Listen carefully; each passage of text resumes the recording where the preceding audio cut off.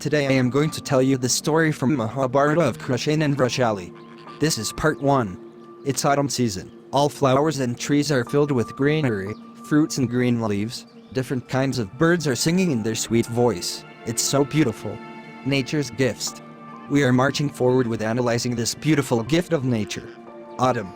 At night we used to stay at a nearby Nagar. 8 days have passed. It's 9th day of our journey. We have reached Prayag.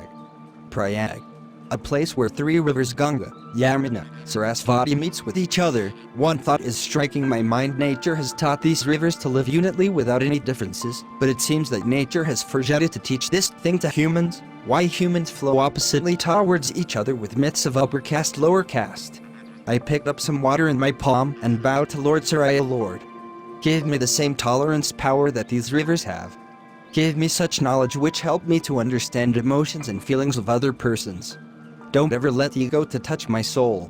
After horses drank water, we turned to go to our beloved hometown.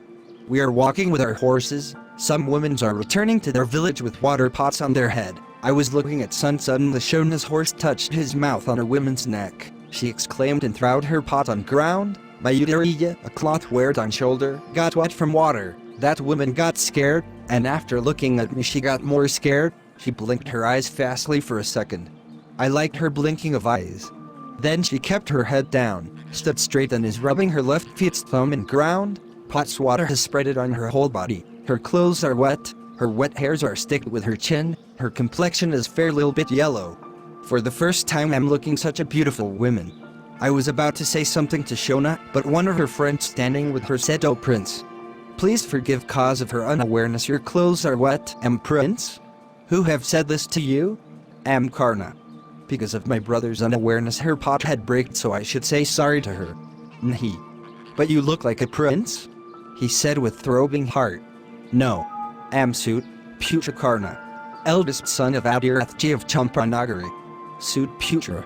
Then she's also a Suit Kanya, she said by putting her hand on that woman. Suit Kanya?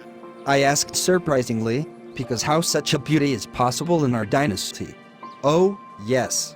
Sister of one of the best Charioteer of Prayag's Siasan, she replied. I looked at her. Up to now she didn't raise her head up, not even for a second. What could a wildish person like me can say anything about a woman who spends his whole time in learning archery and different kinds of weapons? But after looking at her I am feeling like a woman is God's most beautiful creation. It looks like Lord Saraya had breaked a pink-colored pot in whole sky. What had made him so happy? I looked at pink-colored sky with smile and said, Shona, let's go, we are getting late. Before departing from here I have picked a piece of breaked pot.